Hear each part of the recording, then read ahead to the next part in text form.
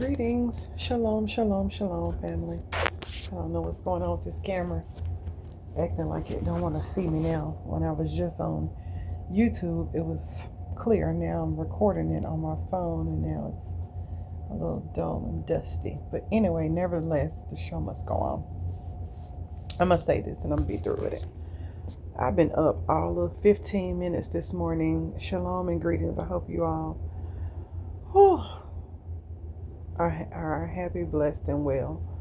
Whole and complete, as my friend says.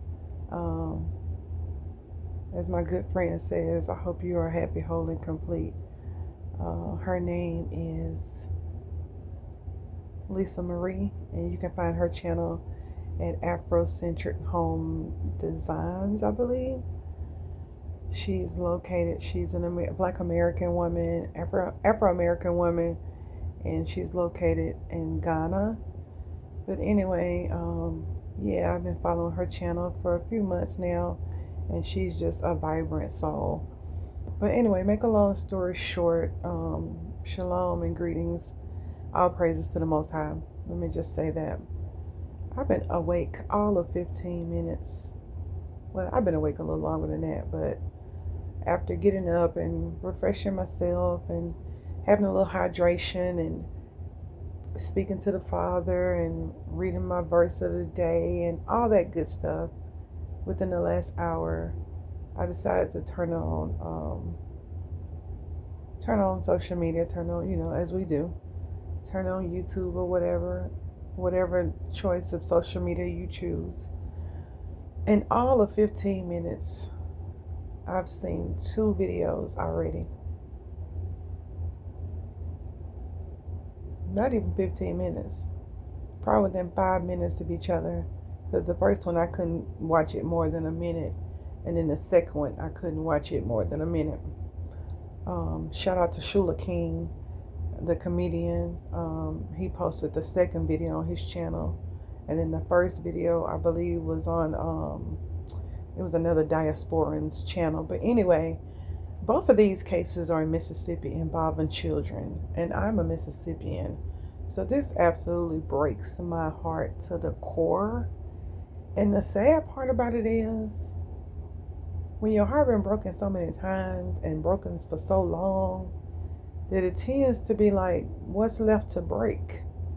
It's true that it's so true in this country that a lot of us have become numb and disheartened, and what's the other word I'm looking for when they say you see violence so much that it tends to not affect you as much. I can't think of the word for it right off the top of my head, but you all know what I'm talking about. It may come to me in a minute, but my heart is broken, and I'm tearing up. And at the same time, let me just get to the point. The first story involved a 10-year-old child who, that situation is a little questionable to me. In some part of Mississippi, the mother was inside an attorney's office, and I don't have all the details. And while she was inside this attorney's office speaking to her attorney, this is an African-American woman, an African-American attorney. So I'm a little bit confused why the 10-year-old was even left in the car. But we all have done it. We all do it, So I'm not shaming her or anything like that. But apparently the child didn't have access to a public restroom. So the little boy, 10 years old, got out and do what little boys do. Well, we've all probably trained our little boys to do, to get behind the car door and relieve himself. So he was urinating, so he went with himself in his mom's vehicle. So he was urinating inside the side of the car door, on the ground or whatever, with the car door blocking him, not facing the traffic or anything, not exposing himself to anyone. But he was just, excuse my French, he was peeing on the ground. Little boy, 10 years old. And a officer of a different race arrested this child. And the child was sentenced to 3 months probation in juvenile court. Make it make sense, y'all. A 10-year-old baby, 3rd grader, urinating on the ground beside his mom's car. while his mom was inside conducting business. And a officer of the law took it upon himself to arrest this child. Some other bright human being took it upon themselves to sentence this child to 3 months probation in juvenile court for urinating. It's beyond me. Make it make sense don't even make sense to me anymore, because this is beyond me. Like, and I'm a grown, intelligent person. Like, I can't make sense of that. And then another story we've heard in the last couple of days, that an officer took it upon himself to shoot inside a mother's car and unalive a 1-year-old, because they assumed that the mother, or somebody falsely accused the mother of stealing diapers or something to that effect. They said she had the receipt, that it was a false accusation, but her 1-year-old baby is no longer with her. They keep saying a 1-year-old child, but let's be honest, a 1-year-old is still a baby. A 3-year-old is a baby, in my opinion. A 2-year-old is a baby, but a 1-year-old is definitely a baby. That's 12 months, because the clothes go up to 24 months.